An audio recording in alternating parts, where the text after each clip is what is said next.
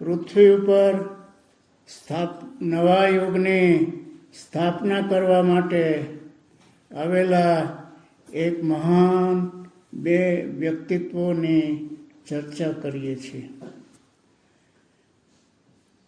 એટલે યુગ જ્યારે પરિવર્તન પામતા હોય છે ત્યારે એક મહાન વિભૂતિ વિશેષ શક્તિઓ સાથે પૃથ્વી ઉપર આવતી હોય છે. શ્રી અરવિંદે બીજા વિશ્વયુદ્ધમાં ભાગ ભજવો એ પણ આપણે જોયું.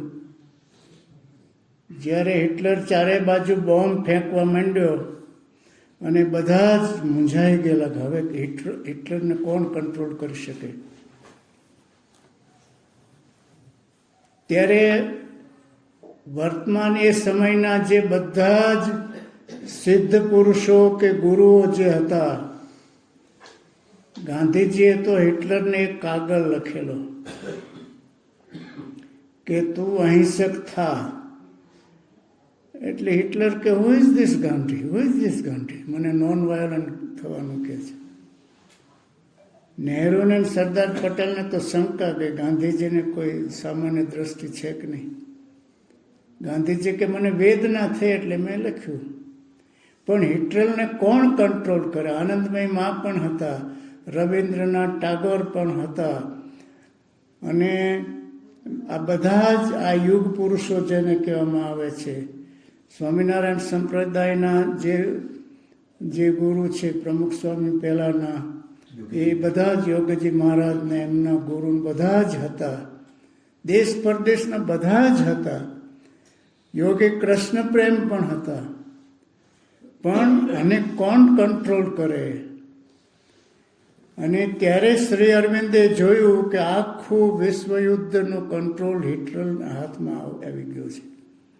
ત્યારે 32 વર્ષે બોલ્યા જાહેરમાં, બરાબર 32 વર્ષે મારી યોગ શક્તિનો ઉપયોગ કર્યો છે. અને પછી આખું યુદ્ધ બદલાઈ ગયેલું. પછી આઝાદીની લડતમાં પણ શ્રી અરવિંદે, મેં વાત કરી ને ક્રિપ્સ મિશન આવેલું, ત્યારે શ્રી અરવિંદે સંદેશો મોકલેલો કે આ મિશન સ્વીકારી લો. પછી 47માં માઉન્ટ બેટન દરખાસ્તો લઈને આવ્યા. એમાં ભારતના ભાગલા હતા. જ્યારે ભારત સ્વતંત્ર થયું ત્યારે શ્રી અરવિંદ હાજર હતા. એમને એમ કહ્યું કે મને મીઠાઈ મળી છે, પણ મને 2 પેકેટ એક સાથે મળ્યા છે, ભારત પાકિસ્તાન.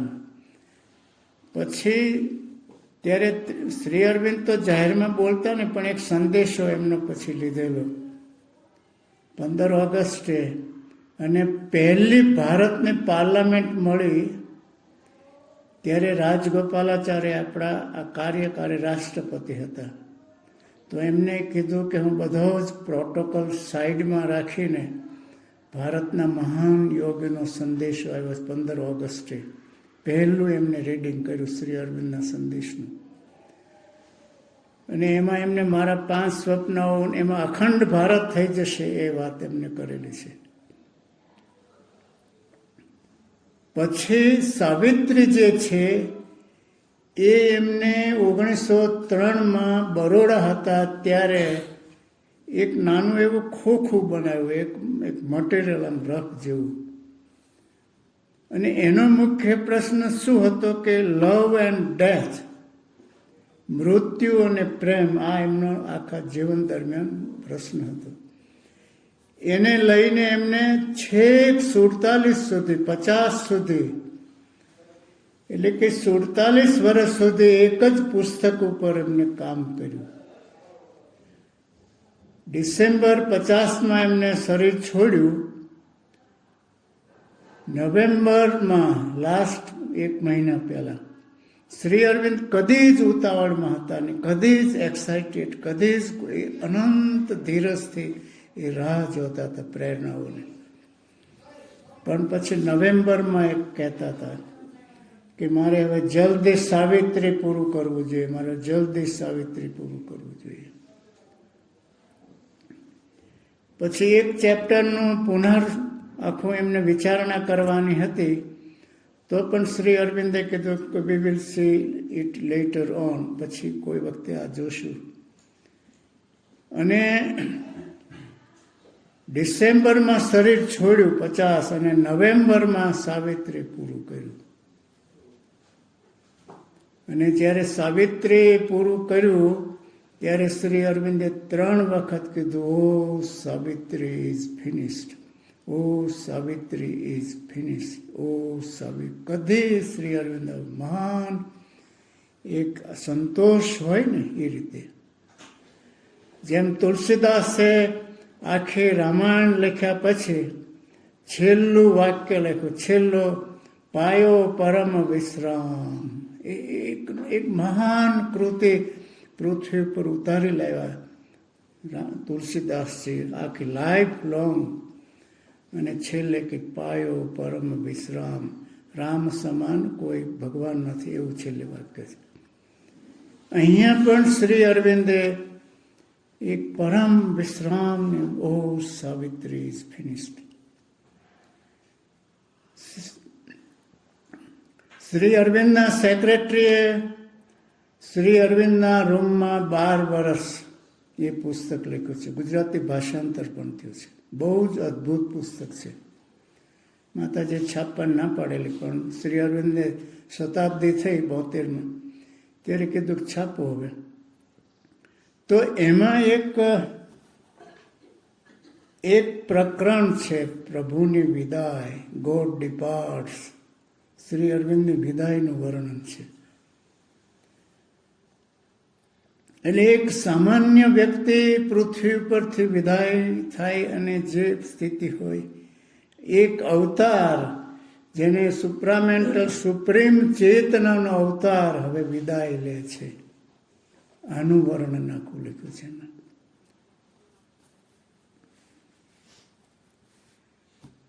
માતાજીએ લખ્યું છે 3 ડિસેમ્બર 50 એમને એમ કહ્યું કે શ્રી અરવિંદને હવે શરીરમાં રસ નથી રહ્યો. એ જાણી શક્યા. રમણ મહર્ષિ પણ હતા ને, આ યુગના ઘણા જ મોટા યોગી, સહજ રીતે પૂર્ણતાએ પહોંચી ગયા હોય ને, એ રમણ મહર્ષિ 16 વર્ષની ઉંમરે હું કોણ કરતા કરતા. તો એ રમણ મહર્ષિ છેલ્લા દિવસોમાં એકદમ અંદર વિઠ્ઠો થઈ ગયેલા, બિલકુલ ઇમ્પર્સનલ, કાંઈ સાથે સંબંધ નહીં. તો માતાજી કીધું શ્રી અરવિંદને હવે શરીરમાં રસ નથી, હી ઇઝ વિથડ્રોઈંગ, પાછા હટતા જાય છે. શ્રી અરવિંદના એક પરમ ભક્ત હતા ડૉક્ટર નિરોધબરન, ડૉક્ટર સન્યાલ, નિરોધબરન ને સન્યાલ.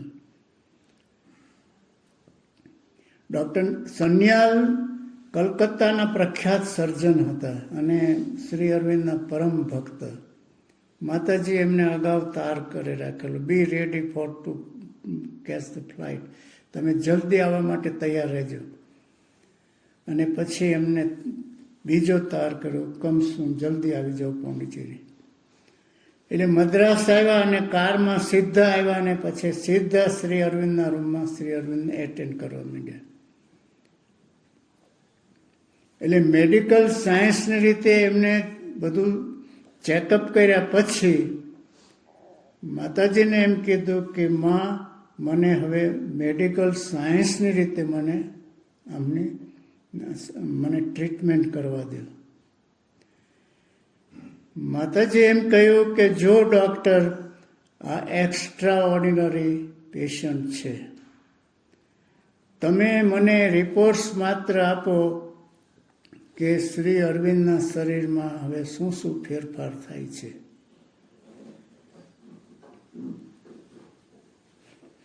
એટલે પછી ડૉક્ટરે અમુક ટાઈમ ગયા પછી કીધું કે માં, મારા દર્દી સહન કરે છે, આપ મને રજા આપો, મારી રીતે જે ટ્રીટમેન્ટ થતી હોય એ રીતે, ઇન્જેક્શન કે જે હોય એ ટ્રીટમેન્ટની રજા આપો.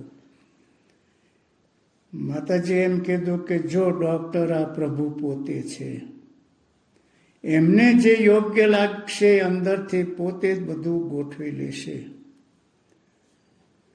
પછી ત્રીજી વખત કીધું એટલે કે માતાજી કીધું, નો ડૉક્ટર, તમે ભક્ત છો અને હું માં છું, તમે. પછી એમને વાત છોડી દીધી. પછી શ્રી અરવિંદ વિદાય થાય છે. આ બાજુ બધા જ એમના સેક્રેટરીઓ જે છે બેઠા છે, અને એક ચંપકલાલજી જે ગુજરાતના હતા, પાટણના હતા, એ 25 વર્ષ શ્રી અરવિંદના રૂમમાં રહેલા. કોટ નીચે આ પ્રમાણે સૂઈ જાય ને શ્રી અરવિંદનું બધું જ ધ્યાન. એક યુવાન તરીકે શ્રી અરવિંદના રૂમમાં દાખલ થયા, અને પછી 23 વર્ષ માતાજીના રૂમમાં રહ્યા, એટલે કે 48 વર્ષ રૂમમાં રહ્યા, અને વૃદ્ધ થઈને બહાર આવ્યા. એ ચંપકલાલજીને વસવસો હતો એક મનમાં કે શ્રી અરવિંદે ક્યારેય મારો વાહ થાબડ્યો નથી, મારા માથે આમ થપથપાયો નથી, આખી આંખો ખુલ્લી કરીને શ્રી અરવિંદે જોયું પણ નથી મારી સામે.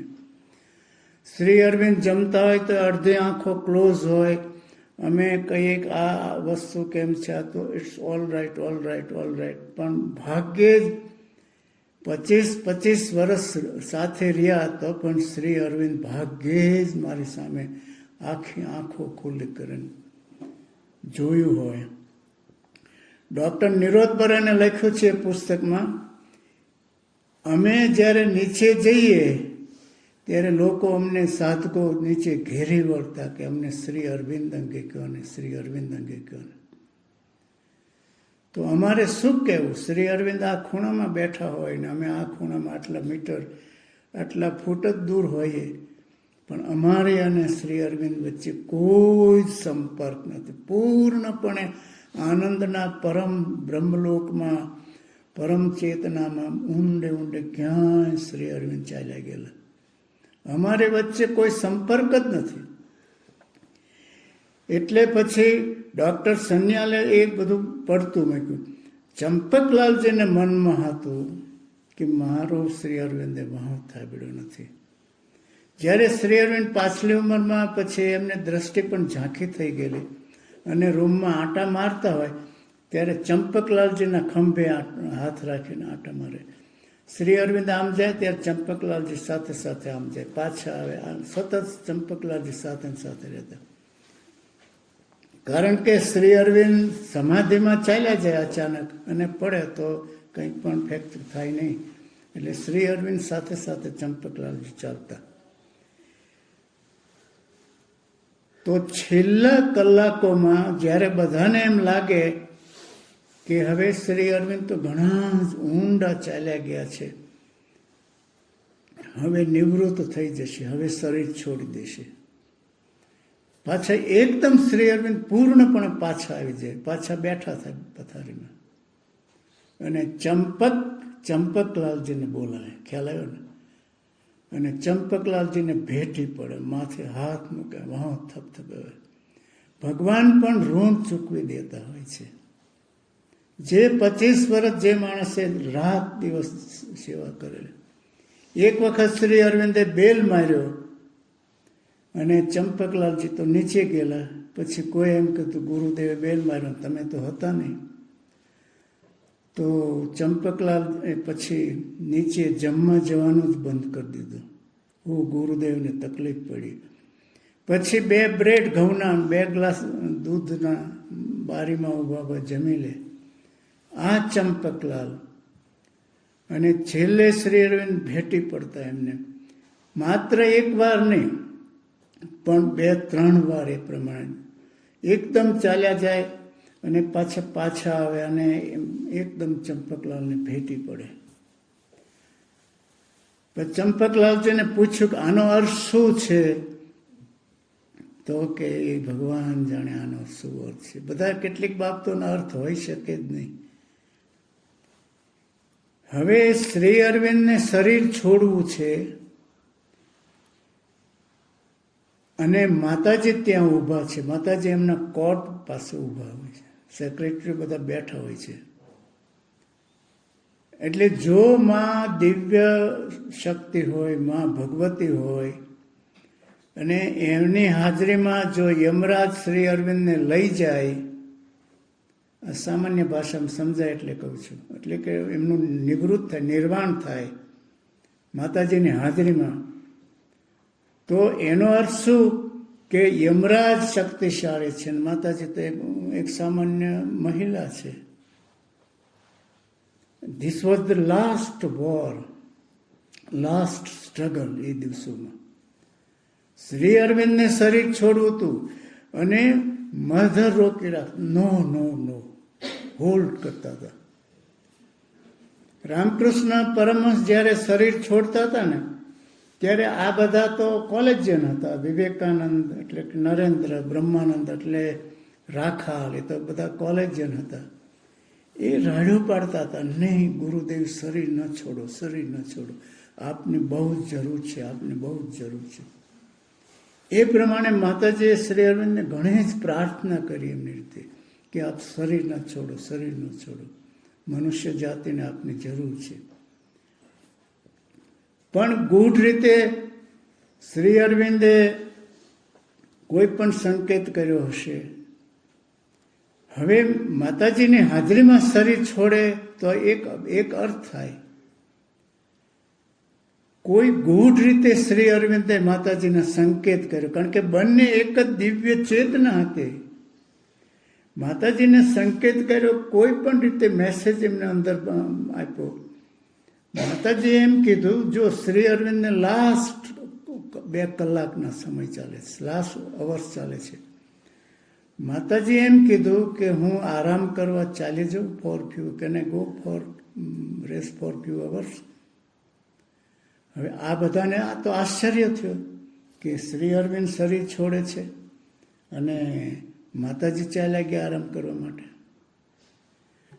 પણ માતાજી કેમ ગયા કે એ બંનેની એક જ ચેતના હતી, અને જો માતાજી ત્યાં ઊભા હોત અને શ્રી અરવિંદે શરીર છોડ્યો તો માતાજીને પણ કદાચ આપણે કલ્પના ન કરીએ એવી અસર થઈ હોત. કદાચ માતાજી, હું કલ્પના નથી કરું, પણ કદાચ કંઈક આવો સંકેત પણ કર્યો છે. એટલે માતાજી દૂર થઈ જાય અને ગાઢ નિંદ્રામાં ચાલ્યા જાય તો એમની વચ્ચે જે દિવ્ય કડી છે થોડી આમ લૂઝ થઈ જાય. એટલે માતાજી એમના રૂમમાં ચાલ્યા ગયા અને ઘસઘસાટ ઊંઘી ગયા. એટલે કે શ્રી અરવિંદ ને માતાજીની વચ્ચેનું જે એક ડિવાઇન યુનિટી હતી એનાથી થોડા અળગા થઈ ગયા. અને એ સમયે શ્રી અરવિંદે શરીર છોડ્યું. હવે માતાજી તો ઊંઘમાં ચાલ્યા ગયા છે અને માતાજીને બોલાવવાના છે પાછળ. તો દ્યુમાનભાઈ એક ગુજરાતના દ્યુમાનભાઈ હતા અને આશ્રમના સેક્રેટરી, અને આશ્રમનો બધો વહીવટ કરે એટલે માતાજીને અવારનવાર મળવાનું હોય. કેટલાક પ્રશ્નો એવા હોય કે એનો જલ્દી ઉકેલ લાવવાનો હોય.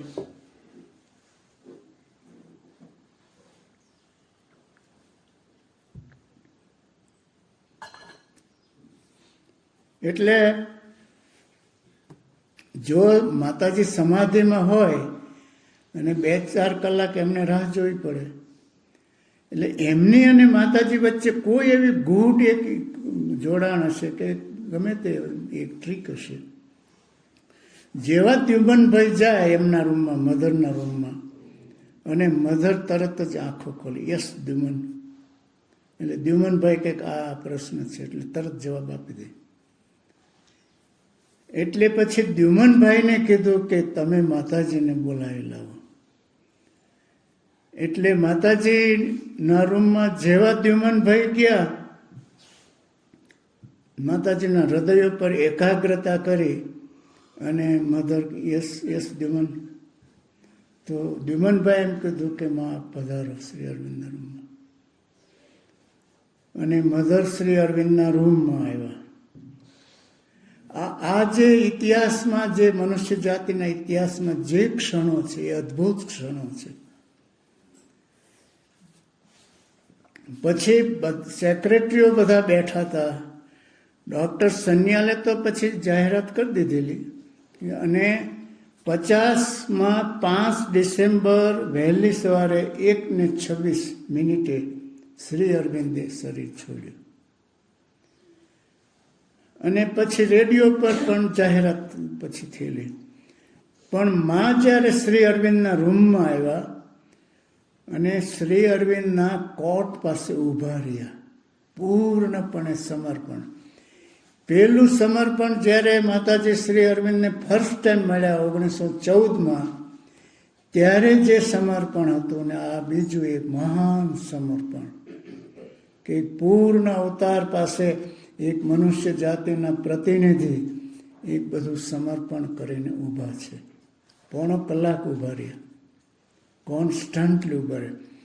માતાજીને પૂછ્યું કે શ્રી અરવિંદે શરીર છોડ્યું ત્યારે આપ પછી શ્રી અરવિંદના ચરણો પાસે ઊભા હતા, તો એ શું બન્યું?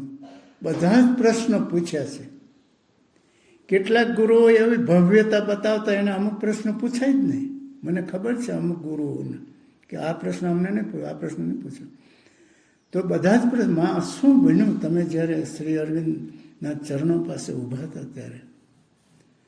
તો માતાજી એમ કીધું કે શ્રી અરવિંદ એમની ચેતનામાંથી હટતા જતા હતા અને એ આખી ચેતના, ગોલ્ડન ચેતના જે કદી પૃથ્વી પર સક્રિય થઈ નથી, સુવર્ણમય ચેતના, જેને અતિમાનસિક ચેતના કહેવામાં આવે છે, ડાયરેક્ટ સુપ્રામેન્ટલ ફોર્સ, એ પૃથ્વી પર આવ્યો જ નથી કદી.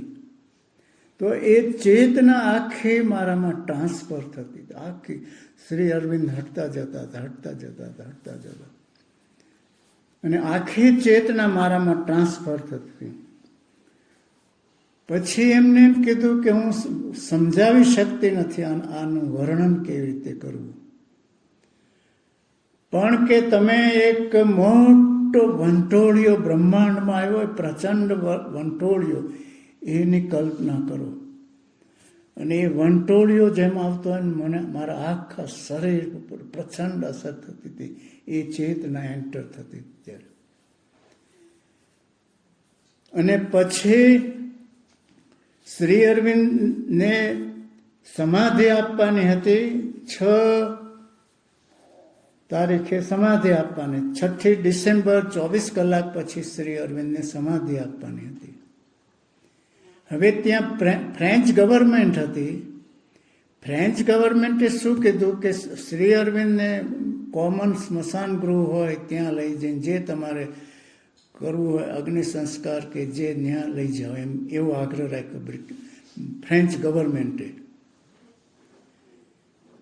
ખ્યાલ આવ્યો ને, ભવિષ્યમાં એક મોટું અહીંયા એક મોટું એક ધાર્મિક સર્કલ કે મોટું એક તીર્થધામ બની જાય. એવા બધા નિમ્ન પ્રકૃતિના પ્રશ્નો હોય ને એમાંથી આપણે વિચારતા હોઈએ. એટલે શ્રી અરવિંદને અહીંયા સમાધિને પણ પબ્લિક ગ્રાઉન્ડમાં આપી દીધું. તો માતાજીએ કીધું કે નહીં, શ્રી અરવિંદને સમાધિ તો આશ્રમના કમ્પાઉન્ડમાં જ આપવામાં આવશે. અને પછી ફ્રેન્ચ ડોક્ટરો હતા અને માતાજી ફ્રાન્સના હતા અને ગવર્મેન્ટ ફ્રાન્સની હતી. પછી એમ માતાજી આગ્રહ રાખ્યો, નો સમાધિ તો અહીંયા જ આપવામાં આવશે. એટલે પછી એમને હા પાડી કે ભલે માતાજીની ઈચ્છા હોય એ પ્રમાણે કરે. એટલે 24 કલાક પછી સમાધિ આપવાની હતી. ડોક્ટરોએ જોયું કે માં શ્રી અરવિંદનું શરીર તો તાજું છે, આ તો ફ્રેશ બોડી છે. અને આપણું જે આ હવામાન છે પૂર્વના દેશોનું, એ ગરમ પ્રદેશ છે આપણા પ્રદેશ. અહીંયા ડેડ બોડી તો 1 કલાકમાં સુકાવા માંડે, કાળું પડી જાય, ફીકું પડી જાય. આપણો પ્રદેશ ગરમ પ્રદેશ છે. એટલે ડોક્ટરોએ કીધું કે માં આ તો ફ્રેશ બોડી છે. એટલે માતાજીએ કીધું કે સમાધિ આપવામાં નહીં આવે. રામકૃષ્ણ પરમહંસે જ્યારે શરીર છોડ્યું ત્યારે એમને શું હતું કે આખી લાઈફ લોંગ માં કાલી કરતા પછાડ્યું ખાતા, પડી જતા, અવારનવાર પડી જતા અને સુકાઈ ગયેલું શરીર, એકદમ સુકાઈ ગયેલું. શ્રી અરવિંદને પૂછેલું કે રામકૃષ્ણ આમાં વાદળા જોવે, વર્ષની ઉંમર હતી ને આમ અષાઢના વાદળા જોયા અને એકદમ સમાધિ લાગી ગઈ 6 વર્ષના યુવાનને. અને પડ્યા ને અવારનવાર પડતા, પછાડ્યું ખાતા. શ્રી અરવિંદને પૂછેલું કે આમ કેમ થાય? તો કે એમનો મૂલાધાર જે આ નાભિચક્ર છે ને ત્યાં મૂલાધાર નબળો હતો, માટે પડી જતા. ઓલ ઓફ એ સડન શરીરની બહાર અંતરાત્મા નીકળી જાય અને શરીર સહન ન કરે એટલે પડી જાય. એટલે રામકૃષ્ણ પરમહંસનું શરીર તરત જ સુકાઈ ગયેલું. વિવેકાનંદે શરીર છોડ્યું 1902 4 જુલાઈ અમરનાથની યાત્રા કરવા ગયેલા વિવેકાનંદ. અને ત્યારે પછી વિવેકાનંદ બદલાઈ ગયેલા, બહુ જ ઇમોશનલ થયેલા. અને અમરનાથના દર્શન ખરેખર થયા છે કે નહીં એના એક સંકેત ત્યાં એક પરંપરાથી ચાલ્યું આવે છે કે જ્યારે તમે અમરનાથની ગુફામાંથી બહાર આવો ત્યારે જો સફેદ કબૂતરા ઉડતા હોય, તમે સાંભળ્યું હશે તો સમજવું કે શિવના યોગ્ય દર્શન થયા છે. એટલે વિવેકાનંદ જ્યારે બહાર આવ્યા ત્યારે એમને જોયું કે કબૂતરાના ટોળા ઉડવા માંડેલા. પછી 4 જુલાઈએ એમને ત્યાં રાઉન્ડ કરી દીધો અને 4 જુલાઈએ એમને શરીર છોડ્યું. અને જે બેલુર મઠમાં ગયા છે ઉપરના રૂમમાં રહેતા, અમે ત્યાં ગયેલા. પહેલાં તો એમને અંદરથી સ્ટોપર દીધેલું, 8 વાગ્યા સુધી સ્ટોપર હતું. પછી 8 વાગે જ્યારે એમને ખબર પડી કે હવે મારું અંત છે ત્યારે અંદરથી સ્ટોપર ખોલી નાખ્યું. અને 8:40 જ્યારે બેલુર મઠમાં બધા જમતા હતા ત્યારે અભેદાનંદ ને પ્રેમાનંદ બે ત્યાં બહાર બેઠા હતા, વિવેકાનંદના રૂમની બાજુ બેસાડી રાખ્યા હતા. પછી એમને જાહેરાત કરી. હવે વિવેકાનંદે જ્યારે શરીર છોડ્યું ને ત્યારે એમના નાકમાંથી પાણી નીકળતું, લોહી નીકળતું હતું.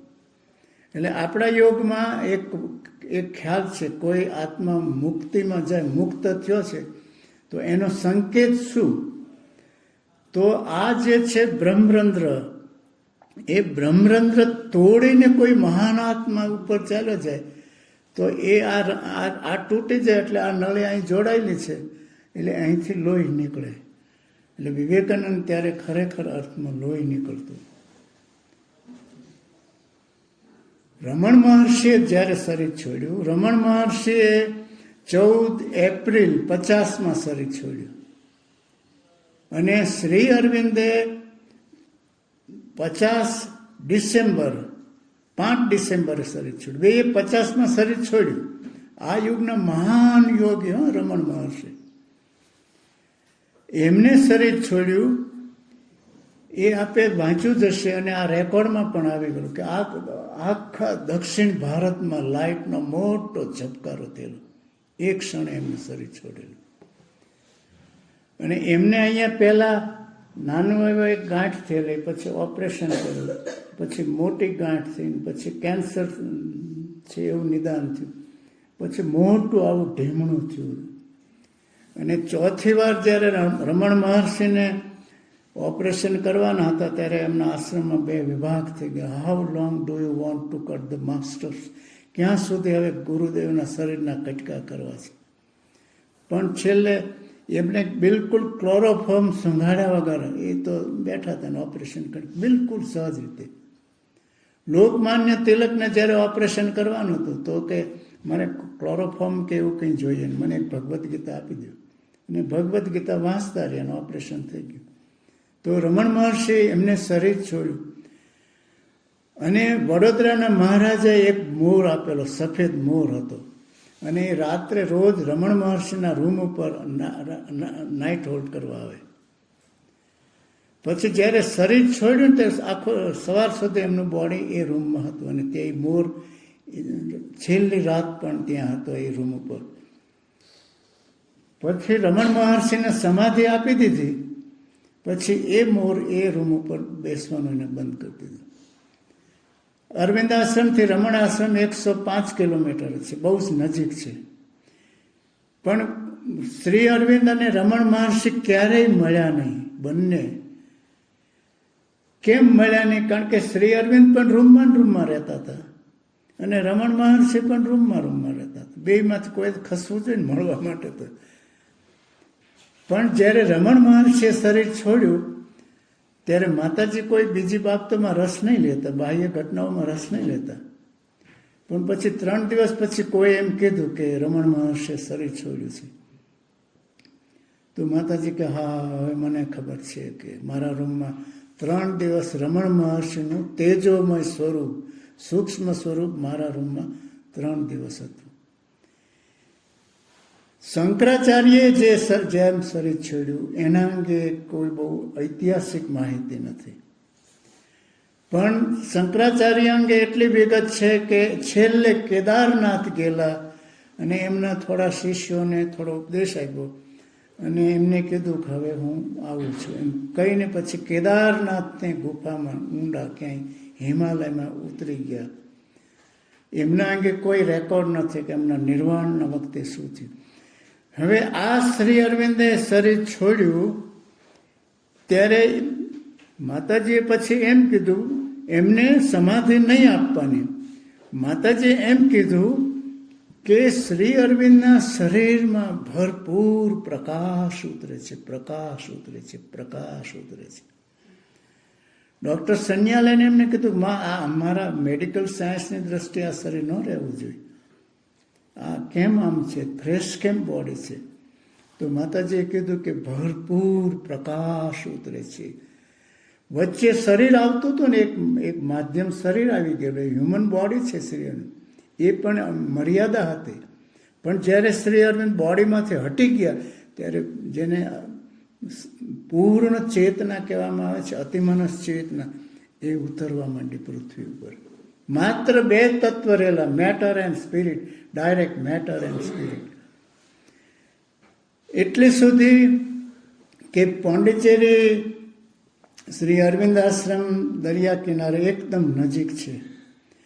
અને સવારમાં ઉષા ઉગે, જાપાનમાંથી આમ સૂર્ય આવતો ને લાલ ઘૂમ આમ દરિયા ઉપર આવે, આખો દરિયો લાલ આમ ચકચકતો થઈ જાય. અને પછી ધીમે ધીમે સૂર્ય જેમ જેમ ઉપર આવતો જાય તેમ દરિયો આમ ગોલ્ડન, દરિયામાં આખી લાઇટ લાગે. તો એ 5 દિવસ સુધી ઉષા ઉગતી, સવારમાં સૂર્ય ઉગે ને ઉષા જે ખુલી ગોળ, આખો દરિયો ચકચકિત પ્રકાશથી ભરાઈ જતો. એ પોંડિચેરીના એરિયાની વાત કરું. અને લોકોને પણ એમ થયું કે ઓ અદ્ભુત આ પરિસ્થિતિ છે, અદ્ભુત છે આ પ્રકાશ. એમને એમ કે આ તો ઉષા ખીલે છે, ઉષા ખીલે છે. પછી 24 કલાક ગયા, પછી 48 કલાક ગયા, તો ફ્રેન્ચ ગવર્મેન્ટ પાછી આવી કે માં અમારો નિયમ છે કે ડેડ બોડીને 24 કલાકથી વધારે રાખી શકાય નહીં, તો તમે સમાધિ આપી દો શ્રી અરવિંદને. એટલે માતાજી એમ કીધું કે તમે મને સર્ટિફિકેટ આપો કે આ ડેડ બોડી છે તો હું સમાધિ આપી દઈશ. ફ્રેન્ચથી ડૉક્ટરો, દેશ પરદેશથી ડૉક્ટરો જોવા આવેલા કે સાયન્સ ઓફ ડિકમ્પોઝિશન, વિકાર આવવો જોઈએ, કેમ વિકાર આવતો નથી? તો ડૉક્ટરો કે ના, આ શરીર કોઈ ડેડ બોડી જેવું છે જ નહીં. તો પછી માતાજીને એમ, માં આપને યોગ્ય લાગે એમ કરજો. હવે ગવર્મેન્ટે પછી આગ્રહ નહીં રાખ્યો સમાધિ આપી દેવાનો. અને પછી ડૉક્ટર સન્યાલે માતાજીને એમ પૂછ્યું કે માં મને તો એક બાહ્ય શરીર દેખાય છે, આપ કહો છો એમાં તો પ્રચંડ પ્રકાશ ઉતરે છે, પ્રકાશ ઉતરે છે, મને તો દેખાતું નથી. એટલે માતાજીએ ડૉક્ટર સન્યાલની માથે હાથ મૂક્યો. જેમ અર્જુનને ટચ આપ્યો હતો ને, તો ડૉક્ટર સન્યાલ કે હા હવે મને દેખાય. વિરાટ આનંદનો સાગર, પ્રકાશ, ચેતના, અમરતા, વિશાળતા, અદ્ભુત રીતે જોયું. માતાજી હાથ લઈ લીધો. પણ ડૉક્ટર સન્યાલ કે માં ફરીને હાથ મૂકો ને, ફરીને હાથ મૂક્યો. હવે આપણી જે આંખ છે ને, હ્યુમન આઈસ છે.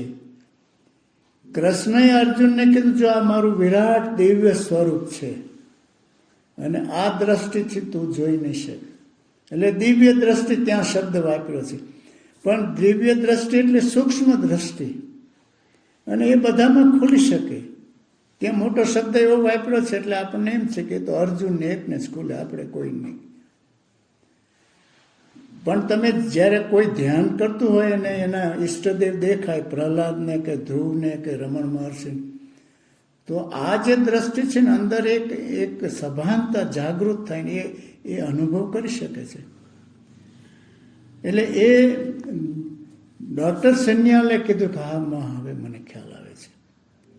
હવે આ જે શ્રી અરવિંદે શરીર છોડ્યું, આપણે ત્યાં માનવના શરીરના બધા તબક્કાઓનો વર્ણન યોગમાં કરવામાં આવેલા છે. ઉપનિષદમાં એને 5 કોષ કહેવામાં, અન્નમય કોષ એટલે કે આ જડ બોડી, પછી ઉપરનું એક સ્તર છે પ્રાણમય શરીર, આ આપણે વૃત્તિઓ, લાગણીઓ, ક્રોધ, કામ, ક્રોધ, એ પ્રાણમય બોડી છે. પછી છે મનોમય માનસિક સ્તર, આપણું સ્તર, આપણે આવ્યા છીએ. વિશ્વના બધા છે, એની ઉપર વિજ્ઞાનમય અને એની ઉપર આનંદમય. એટલે શ્રી અરવિંદનો પ્રકાશ જે ઉતર્યો બધા બોડીમાં, જે અત્યાર સુધી ક્લોઝ જે દિવ્ય દ્વારો હતા, એ આનંદમય કોષ ખુલી ગયો આખા વિશ્વમાં. માત્ર એક શ્રી અરવિંદનું ને, શ્રી અરવિંદનું બોડી આખા વિશ્વ સાથે વ્યાપક હતું. એટલે આનંદમય કોષ ખુલી ગયો. પછી વિજ્ઞાનમય નીચે ઉતરી આવ્યો એ પ્રકાશ. પછી મનોમય આખા વિશ્વના છેક જળ તત્વ સુધી. એટલે વાંસનો ઉપરનો છેડો તમે કલ્પના કરો તો ઉપરનો છેડો વાંસનો બહાર હોય ને એક વાંસનો અડધો છેડો અંદર હોય. તો ઠેઠથી ઠેઠ આનંદથી લઈને ઠેઠ જળ તત્વ સુધી આ પ્રકાશ ઉતરી આવ્યો, ભરપૂર ઉતરી આવ્યો. અને એ વખતે જો મનુષ્ય જાતિ ખુલ્લી હોત તો આ પ્રકાશ આખા વિશ્વમાં વ્યાપ્ત થઈ ગયો.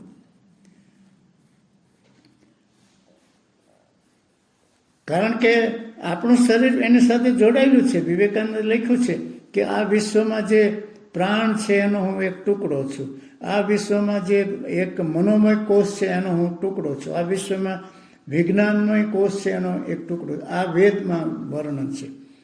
પછી કુંડલિની શક્તિની રીતે વર્ણન આપવામાં આવ્યું છે.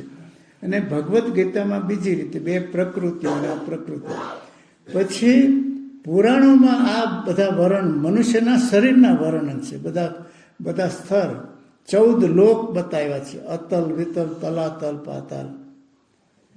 તો એ બધા જ સુપ્રીમમાંથી છેક જળ તત્વ સુધી શ્રી અરવિંદની ચેતના આખા બ્રહ્માંડમાં ભરપૂર 5 દિવસ સુધી એ ટકી રહી. રમણ મહર્ષિને પૂછવામાં આવેલું કે આ 14 લોકના વર્ણનને પુરાણોમાં જે કથાઓ છે તો એ સાચી છે બધી? તો રમણ મહર્ષિ છે ને આમ બેઠા રહેતા, બહુ જ ઓછામાં ઓછું બોલ્યા છે આપણા મહાયોગીમાં. એકાદ શબ્દ જ બોલે ને ખુલ્લામાં બેસતા. એક બુદ્ધ ભગવાન ખુલ્લામાં બેઠા ને એક રમણ મહર્ષિ, કોઈ પણ આવે તો રમણ મહર્ષિને પૂછ્યું કે આ બધા જ લોક છે બધા બરાબર છે, 14 લોક? તો કે હા, હું બધે ફરેલો છું. સંક્ષિપ્તમાં પાતાળ લોકમાં ગયો છું, બ્રહ્મલોકમાં ગયો છું, અતલમાં, હા હું બધે ફરેલો છું.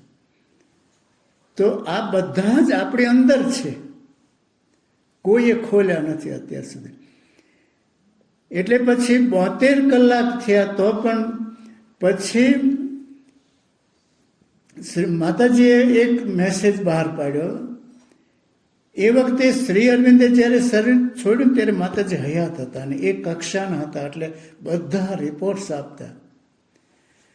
પછી એમને એમ કીધું કે આજે શ્રી અરવિંદ, મને લાગે છે 72 કલાક પછી, 5, 6 અને 7 તારીખ, 72 કલાક પછી માતાજી એમ કીધું, આજે શ્રી અરવિંદ મારી પાસે પૂર્ણપણે આવ્યા હતા અને મને વચન આપી ગયા છે કે જ્યાં સુધી આખી મનુષ્ય જાતિનું દિવ્યતામાં રૂપાંતર નહીં થાય ત્યાં સુધી હું અહીંયા ને અહીંયા હાજર રહીશ.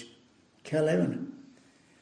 72 કલાક પછી માતાજી કીધું છે શ્રી અરવિંદ મને એક વચન આપી ગયા કે જ્યાં સુધી આખી મનુષ્ય જાતિનું દિવ્યતામાં રૂપાંતર નહીં થાય ત્યાં સુધી હું પૃથ્વીનું વાતાવરણ છોડીને નહીં જાઉં. આપણે જૂની જે સાધનાઓ છે એ પ્રકૃતિમાંથી મુક્ત થઈને મુક્તિ લઈ લેવાની અને ભગવાન સાથે મળી જવાનું અને મનુષ્ય જાતિને છોડી દેવાની. આખો આ યોગ આખો જુદો છે. અત્યાર સુધી આમ ચાલતા જતા હવે આ નીચે ઉતારવાનો આખો મનુષ્યની બોડીની અંદર. સાવિત્રીમાં લખ્યું છે even the body shall remember the god. તમારા શરીરના સેલ્સ પણ ભગવાનનો અનુભવ કરી શકે.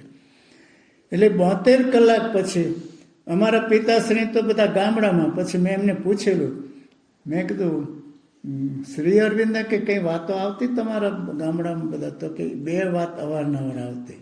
એક તો એમ કે શ્રી અરવિંદને કૃષ્ણ અવારનવાર મળવા આવતા, અને બીજી વાત કે એમને શરીર છોડ્યું ત્યારે કે આ બધું અમે રેડિયો ઉપર સાંભળતા કે શ્રી અરવિંદનું શરીર હજી તાજું તાજું. કેટલાકે તો મશ્કરી શરૂ કરેલી કે શ્રી અરવિંદના ડેડ બોડીને એમના સાધકો વળગીને બેઠા છે. પણ એ લોકો શું સમજી શકે? પછી માતાજીએ પ્રાર્થના કરી કે કાં તો શરીરમાં તમે પાછા આવી જાઓ, કાં તો તમે નિવૃત્ત થઈ જાઓ. ખ્યાલ આવ્યો ને?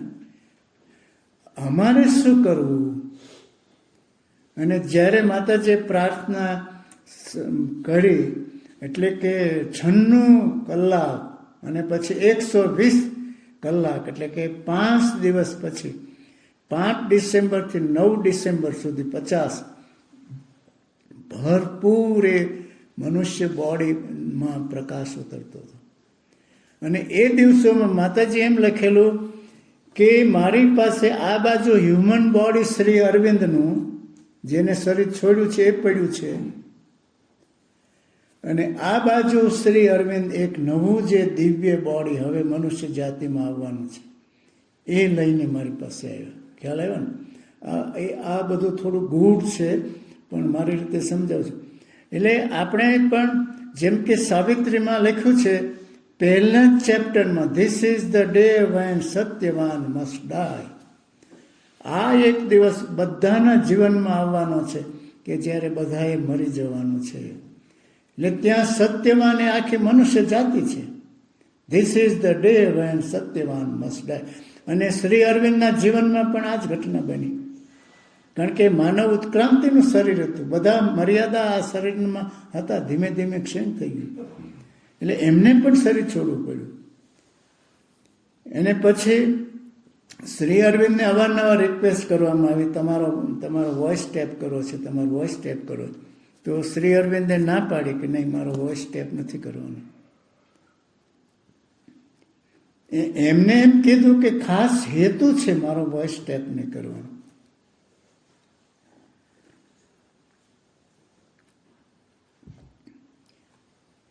પછી શું હેતુ છે એમને નહીં કીધું, પણ એમને કીધું કે મારો વોઇસ ટેપ નથી કરવાનો.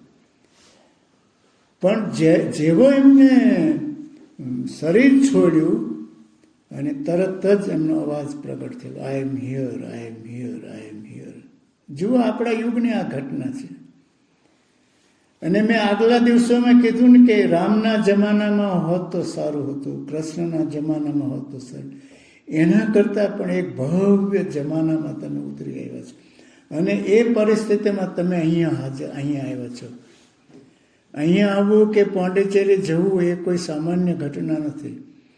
બાહ્ય રીતે એવું બનશે, કોઈ મિત્ર એ સગાવાલા કે જાઓ ફરવા જવું, અહીંયા જાઓ, અહીંયા જાઓ, પણ અંદરથી ગૂઢ રીતે કોઈ તત્વએ તમને અહીં દોર્યા છે. અને આ એ યુગ શરૂ થાય છે કે આપણે એ યુગમાં આપણે હાજર છીએ. મારો સંસ્કૃત પણ વિષય હતો અને ફિલોસોફી વિષય હતો. તો સતયુગની કઈ વ્યાખ્યા છે બધું ગમે તે હશે, જુદી જુદી સતયુગ કોને કહેવાય, પણ મેં એક સિમ્પલ વ્યાખ્યા બનાવી છે સતયુગની, કે જ્યાં ભગવાન અને મનુષ્ય ડાયરેક્ટ સંપર્કમાં આવે એ સતયુગ. એનાથી મોટી વ્યાખ્યા કંઈ હોઈ શકે નહીં. અને અત્યારે એ સમય બની આવ્યો છે. માતાજીને શ્રી અરવિંદના સંદેશા વાંચશો તો એમાં એમ કે are you ready, divine is ready. મેં ગઈકાલે વાત કરી વિનોબાજી કહેતા હતા કે રામ મારી આજુબાજુ ફરે, હું આમ જોઉં, રામ આમ આવે ને આમ આવે ને આમ આમ. ખરેખર તો હવે એમને 5 પછી માતાજી પ્રાર્થના કરી પાછા શરીરમાં આવી જાઓ અથવા નિવૃત્ત. પછી નખ કાળા પડવા માંડ્યા અને હોઠ સડવા માંડ્યા. એટલે ડૉક્ટરોએ કીધું કે માં હવે શરીરમાં વિકાર આવ્યો છે. એટલે આશ્રમના કમ્પાઉન્ડમાં 10 ફૂટ મોટો એક ખાડો ગાળવામાં આવ્યો. અને જે લોકો પોંડિચેરી ગયા છે એમને ખ્યાલ છે શ્રી અરવિંદનો રૂમમાંથી નીચે સુધી લાવવામાં તો આ 50 ફીટ કે 60 ફીટની એટલી સુધી જગ્યા લાવવાનું, બોડીને લઈ આવવાનું. એટલે બોક્સમાં ગોઠવું. અને હવે શ્રી અરવિંદનું બોડી કોણ ઉપાડે? એટલે માતાજીએ નક્કી કર્યું જૂનામાં જૂના જે સાધકો હોય એ માતાજીનું બોડી ઉપાડે. અને એમાં એક કવિ આપણે અંબાલાલ પુરાણી હતા, તમારા રાજપીપળાવાળા. અરે એ મહાન ગુજરાતી અદ્ભુત માણસ હતા. કેટલાને લઈ ગયા, કવિ સુંદરમને લઈ ગયા, પૂજાલાલ દલવાડીને લઈ ગયા, કેટલા કિરીટ જોશીને લઈ ગયા. માતાજીએ કીધું જૂનામાં જૂના સાધકો બોક્સને ઉપાડે.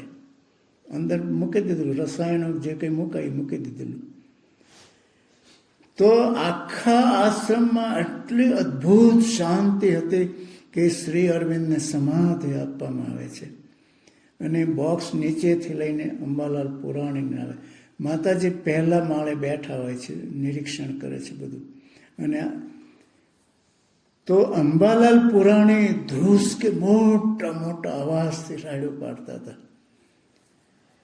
અને આખા આશ્રમમાં એટલી શાંતિ હતી. અંબાલાલ પુરાણી બોક્સ લઈને આવતા હતા ને મોટા મોટા અવાજ કરતા હતા. પછી 4-5 દિવસ થયા ને પછી કોઈએ કીધું કે શ્રી અરવિંદનું બોક્સ લઈને આપ આવતા હતા ત્યારે આપ તો બહુ જ રડતા હતા. તો કે શું વાત કરો છો, હું રડતો હતો? અરે કે મને તો ખબર જ નથી. હવે આ અંતરાત્માનું રુદન છે. એટલે મોરાર બાપુને એક વખત કીધેલું, મેં કીધું આ ગુરુ નિષ્ઠા કહેવાય. આખી પ્રકૃતિ હટી ગઈ, કમ્પ્લીટલી જાણનારો રહ્યો જ નહીં પ્રભુ. પછી અંબાલાલ પુરાણીએ કીધું કે એ હશે, કારણ કે ગુરુદેવ સાથે 40 વર્ષ એમના પ્રકાશમાં હું નાહ્યો, પ્રકાશમાં રહેલો. તો એ શ્રી અરવિંદને સમાધિ આપી. હવે માતાજી શું કરતા કે જ્યારે છેલ્લે સાંજે રાત્રે છેલ્લે બધા સાધકોને મળે, આ આશીર્વાદ આપે, એટલે કે રક્ષણ આપે. એટલે કે રાતની ઊંઘની એક્ટિવિટીમાં જે ડ્રીમ્સ ને ધમાધમી એક્ટિવિટી થાય છે બધી સાયલન્ટ માઇન્ડ રહે. એટલે બધાને આશીર્વાદ આપે. છેલ્લે સાધકો સુવા જાય અને માતાજી પછી શ્રી અરવિંદના રૂમમાં જાય અને શ્રી અરવિંદને અર્પણ કરીને પ્રણામ કરીને, એટલું માતાજીનું અર્પણ હતું, પોતાના રૂમમાં જાય. અત્યાર સુધી માતાજી પોતાના રૂમમાં જ્યારે જતા, કાલે મને લાગે શ્યામભાઈ ઉલ્લેખ કર્યો, ત્યારે શ્રી કૃષ્ણ ત્યાં હતા, રહેતા. અને કૃષ્ણના ખંભે માતાજી માથું રાખીને સૂઈ જતા અથવા એમના ચરણોમાં. પણ હવે જો બરાબર સમજો, શ્રી અરવિંદને સમાધિ આપી દીધી એટલે શ્રી અરવિંદના રૂમમાં શ્રી અરવિંદ તો છે નહીં. હવે માતાજીએ ત્યાં જવાની જરૂર છે ને. માતાજી સીધા ગયા એમના રૂમમાં. ત્યાં જોયું કે અત્યાર સુધી જ્યાં શ્રી કૃષ્ણ આવતા હતા ત્યાં અત્યારે સાક્ષાત શ્રી અરવિંદ હતા, ગોલ્ડન બોડીમાં. અને માતાજીએ લખ્યું છે કે હું તો સ્તબ્ધ થઈ ગઈ. 50 પહેલા શ્રી કૃષ્ણના અનેક ઉલ્લેખો છે, સાધકોને શ્રી કૃષ્ણના અનુભવથી અનેક ઉલ્લેખો છે. એમાં ખાસ કરીને જ્યારે શ્રી અરવિંદે એમ કીધું 37માં દિલીપ કુમારના કાગળના જવાબમાં કે શ્રી કૃષ્ણનું સૂક્ષ્મ સ્વરૂપ આશ્રમમાં આવ્યું છે. એટલે બધાને એમ થયું કે શ્રી કૃષ્ણ આશ્રમમાં આવ્યા છે, તમને દેખાવે છે, અમને દેખાવે. એમાં એક સતુ કાકા હતા, ડેન્ટિસ્ટ, પ્રખ્યાત, નામ બધા જરા બહુ રમૂજી હતા. તો કે હું સમાધિથી મારા રૂમમાં ગયો અને રૂમમાં મેં જોયું કે એક સરસ સુંદર બાળક રમતું હતું. એટલે મને એમ કે આ યુરોપિયન બધા અહીં છે કે અહીંનું છોકરું છે. તો થોડી વાર થઈને આમ ચકચકિત આંખો અને અદ્ભુત કૃષ્ણનું જે સ્વરૂપ છે. પછી કે ભાગ્યું મારા રૂમમાંથી. તો મેં કીધું લે આ તો ઓલો મથુરા વાળો, ગોકુળ વાળો, વૃંદાવન વાળો છોકરો આવ્યો છે, જા તાર, મેં ક્યાં તને બોલાવ્યો હતો. જે લોકો રામને છોડીને આ બહુ જ ભક્ત છું માટે નહીં, પ્રચાર કરવાની વાત છે માટે નહીં, શ્રી અરવિંદે પ્રચાર કરવાની ના પાડી છે. શ્રી અરવિંદને ભવ્ય બનાવવા માટે પણ વાત કરતો નથી. જે લોકો રામને છોડીને આવ્યા હોય એને એમ થાય કે અમે તો રામને છોડીને આવ્યા. જે લોકો શ્રી કૃષ્ણને છોડીને આવ્યા હોય તો એને પણ વસવસો થાય. જે લોકો ઈસુ ભગવાનને છોડીને આવ્યા, અનેક ખ્રિસ્તી હોય, અનેક મુસ્લિમ હોય, અનેક શીખો આવ્યા છે, તો એ બધાને પહેલાં એમના ઈષ્ટદેવના દર્શન કરાવી દે. એટલે એના મનમાંથી નીકળી જાય કે હું અહીંયા ક્યાં આવ્યો, મારા આવા ભવ્ય ગુરુ. મારા પણ એક ગુરુ હતા અખાણાજી સ્વામી. એ તો એટલા ઊંચી કોટીને કે પહેલાં તો મને ખબર નહોતી પડતી કે વહેલી સવારે મારું નામ લે, અખાનંદજી જાગો, અખાનંદજી જાગો. તો હું તો જોઉં ને બહાર આશ્રમ બહાર જોઉં, સરવાળ ગામડું ધંધુકા પાસે કોઈ હોય નહીં. 2-4 દિવસ પછી મને થયું કે હા આ તો આકાશવાણી જગાડવા આવે છે, દિવ્યવાણી જગાડવા આવે છે. અને એ એમ કહેતા કે બેટા આપણા ઘેર કોઈ ભિખારી કે માગણ આવે તો ન આપવું હોય તો કંઈ નહીં, પણ તમારે હળધૂત નહીં કરવાનું. ભાગ અહીં કેમ આવ્યો. મારા આશ્રમમાં દિવસે કોથળા વીંટાળેલા, બહુ જ ગરીબ માણસો, મોઢામાંથી લાળ જતી હોય, વિખરાયેલા વાળ હોય. એટલે મને એમ થાય હું કહું ભાગો અહીંથી ભાગો. પછી એ બધા જે હું રાત્રે ધ્યાન કરું ત્યારે પ્રકાશમાં જળહળાટ, જે દિવસે ભિખારી થઈને આવ્યા હોય ને એ બધા એમાં નીકળતા, બધા પ્રકાશમાં આવતા. તો એવા જે મારા ગુરુ હતા ને એમને મને આશીર્વાદ આપેલા કે તમે શ્રી અરવિંદ પાસે જાઓ. એ તો આવી, મેં એમને કીધું આવી વાતો કરો. અરે કે આવી વાત તો આ યુગમાં કોઈએ કરી જ નથી. એટલે એ બધાને એના અનુભવ છે. પછી માતાજી એમ લખ્યું છે કે બધા એમ કે મને આંચકો લાગ્યો, ફર્સ્ટ ક્લાસનો આવ્યો, આમ થયું, ડિગ્રી ન મળી કે કંઈ ખોટ ગઈ, અરે શેર માર્કેટમાં ખોટ ગઈ તો આંચકો લાગ્યો. ને માતાજી કે આ બધા આંચકા કહેવાય, આ તો બધા. પણ મને જે આંચકો લાગ્યો, શ્રી અરવિંદે શરીર છોડ્યું અને શ્રી અરવિંદ વિદાય થઈ ગયા, મને જે આંચકો લાગ્યો એક કલ્પના તમે નહીં કરી શકો એવો આંચકો લાગ્યો છે મને. એક મહાન જ્ઞાને શ્રી અરવિંદ આ રૂમમાં બેઠા હોય અને એમના વતી આખો આશ્રમ હું ચલાવતો, એ ગુરુની વિદાય થઈ ગઈ. ગોડ ડિપાર્ટ્સ. આપને એમ થશે કે શ્રી અરવિંદે કેમ શરીર છોડ્યું, એના અંગે બધા પ્રશ્નો પૂછ્યા છે. શ્રી અરવિંદે માતાજીને ઘણા વહેલા કીધેલું, 50 પહેલા, એમને 50માં શરીર છોડ્યું. 50 પહેલા માતાજીને કીધું કે જરૂર લાગશે તો હું શરીર છોડી દઈશ. જરૂર લાગશે એટલે પોતાના સ્વાર્થ માટે નહીં, પણ મનુષ્ય જાતિમાં આ શક્તિ ઉતરે એટલા માટે. જરૂર લાગશે તો હું શરીર છોડી દઈશ. ત્યારે શ્રી અરવિંદે માતાજીને એમ કીધું નો, તમારે શરીર નથી છોડવાનું, તમે તમારું શરીર ટકાવી વધારે ફિટ છે એમના સેલ્સની દ્રષ્ટિ. અને શ્રી અરવિંદે શરીર છોડ્યું. હવે માતાજી લખ્યું છે કે 3 દિવસ સુધી શ્રી અરવિંદે શરીર છોડ્યા પછી 3 દિવસ સુધી મારી અને શ્રી અરવિંદ વચ્ચે કોઈ સંપર્ક નહોતો, કોઈ સંપર્ક નહીં. શ્રી અરવિંદ ક્યાં ચાલ્યા ગયા.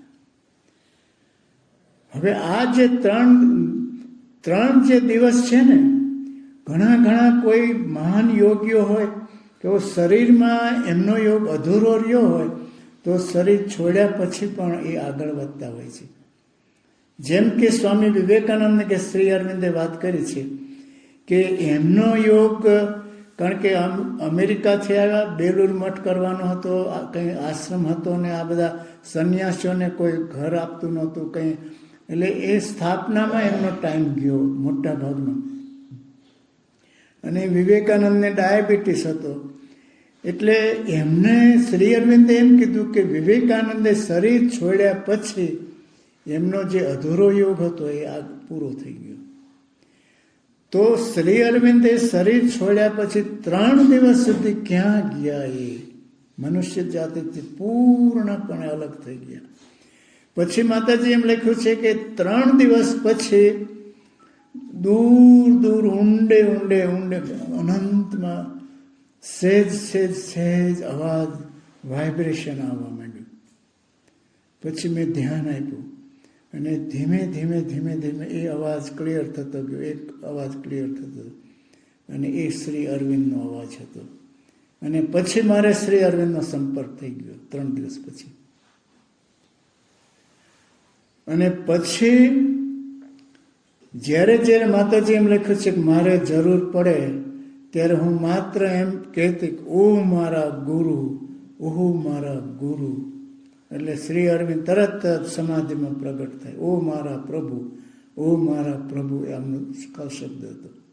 બારીમાંથી ધ્યાન કરું શ્રી અરવિંદની સમાધિ, ઓ મારા પ્રભુ, ઓ મારા પ્રભુ.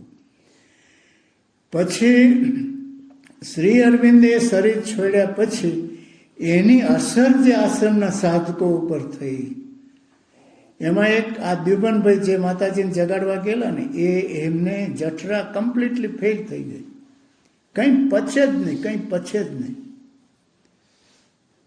એટલે માતાજીએ કીધું કે તમે બધે મદ્રાસ લઈ જાઓ, ડૉક્ટરોને બતાવો. તો કે અમને કાંઈ જ નથી, અમને કાંઈ જ નથી. અને માતાજી પાસે બધા રિપોર્ટ્સ આવ્યા. પછી માતાજી એમ કીધું કે શ્રી અરવિંદે શરીર છોડ્યું છે એનો આંચકો લાગ્યો છે અમને, અને એના કારણે આ જઠરા આખી ફેલ થઈ ગઈ છે. ધીમે ધીમે એ આંચકામાંથી બહાર આવશે અને એમનું પછી તબિયત સારી થઈ જશે. એ પ્રમાણે એક બહેને તો જેવું ખબર પડી, સમાચાર જાહેર થયા કે Shri Aurobindo left his body, અને તરત જ એને આપઘાત કરી નાખેલો. અને પછી માતાજીએ કંટ્રોલ લીધો. બીજે દિવસે સંદેશો આપેલો કે Shri Arvind is constantly among us. Shri Arvind આપણી વચ્ચે સતત રહેલા છે. શ્રી અરવિંદ આપણને છોડીને ચાલ્યા ગયા નથી. જે કોઈ શ્રી અરવિંદને જોવા અને સાંભળવા માગે છે એમની પાસે શ્રી અરવિંદ પોતાની જાતને પ્રગટ કરે છે. He is constantly among us. Those who want to see and feel, he reveals himself to those. એ શ્રી અરવિંદ એમને પ્રગટ કરે છે. એટલે 2-3 દિવસ માતાજી આખો કંટ્રોલ લઈ લીધો. અને પછી જ્યારે હવે આ સમાધિ શું છે, તો આશ્રમના એક MP પંડિતને કોઈ પ્રશ્ન પૂછ્યો કે આ તો કોઈ એમ કે આ તો આરસનો ઓટો છે ને અહીંયા ફૂલ ચડે છે. તો કે ના ના, એ તો અમારા ગુરુ છે ત્યાં.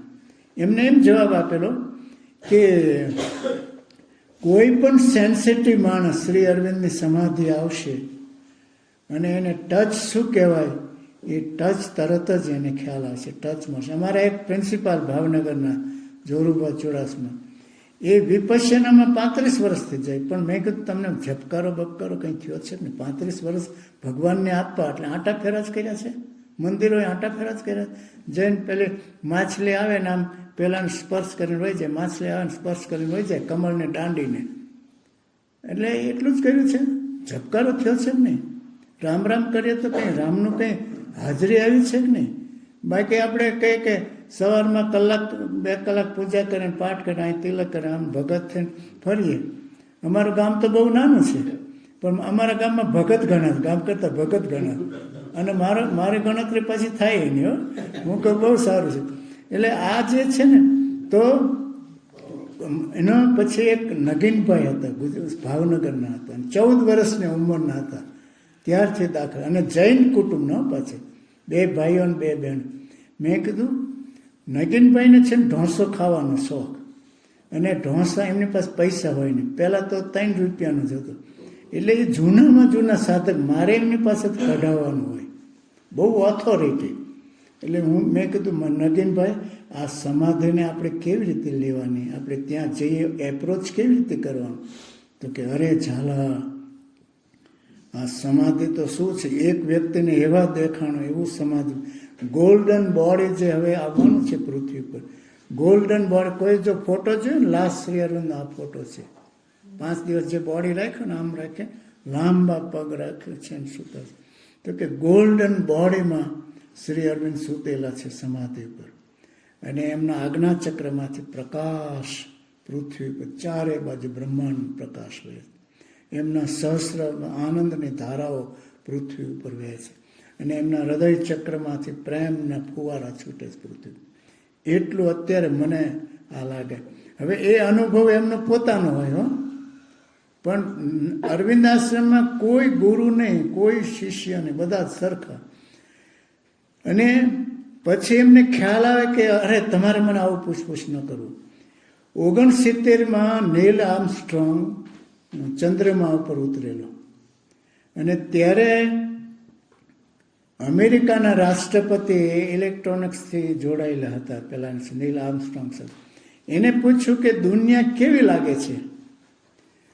તો એને એમ કીધું કે દુનિયા તો બ્લેક, કાળો ગોળ દડો છે, કારણ કે ખરેખર તો પૃથ્વી ગોળ છે અને બ્લેક છે. આ તો સૂર્યનો પ્રકાશ પડે છે અને ચંદ્રનો પ્રકાશ પડે છે, માટે આપણને લાગે છે. તો કે બ્લેક છે? તો કે હા. તો કે આટલા બધા મંદિરો છે, આટલા બધા આપણા ક્રિશ્ચિયન ચર્ચ છે મનુષ્ય પૃથ્વી ઉપર, મસ્જિદો છે, બીજા અનેક સંપ્રદાયના મંદિરો છે, કરોડો માણસો પ્રાર્થના કરવા જાય, પૂજા કરવા, ત્યાં ક્યાંય લાઇટ નથી, ક્યાંય કોઈ રિસીવ કરનારો ફોર્સ છે કે નહીં, કંઈ ત્યાં કોઈ સૂક્ષ્મ હાજરી જેવું છે કે નહીં? આટલા બધા મંદિરો ને કરોડો માણસો યુગો યુગોથી પ્રાર્થના કરવા જાય છે. તો કે નહીં, બધું ડાર્ક છે. પણ એક જગ્યાએથી મને અહીંયા સુધી લાઇટનો વિસોટો દેખાય છે. એ ચંદ્રમા ઉપરથી કીધેલું અમેરિકન રાષ્ટ્રપતિ 69માં. તો કે કઈ જગ્યા છે? તો એમની પાસે મેપ્સ હતા, અક્ષાંશ રેખાંશ ને બધો સ્ટડી કરે. એને ત્યાંથી કીધું કે આ દક્ષિણ ભારતમાં ચેન્નાઈ અને રામેશ્વરની વચ્ચે કોઈ જગ્યાએ દક્ષિણ ભારતમાં આ જગ્યા છે. એટલું એને ચંદ્રમા ઉપરથી કીધું. અને બીજે દિવસે પેપરમાં આવ્યું કે ચંદ્રમા ઉપર માણસ ઉતર્યો, એને આખી દુનિયા અંધકારમાં એક જગ્યાએ પ્રકાશનો લીસોટો જોયો. આપણે જૂના ઘર હોય ને, ઓલા નળિયા આમથી આમ મૂક્યા હોય ને, તો એમાંથી સૂરજનું આમ ચાંદડું ઠેઠ સુધી તલકું ઘરમાં આવતું, એવો લીસોટો આમ દેખાય.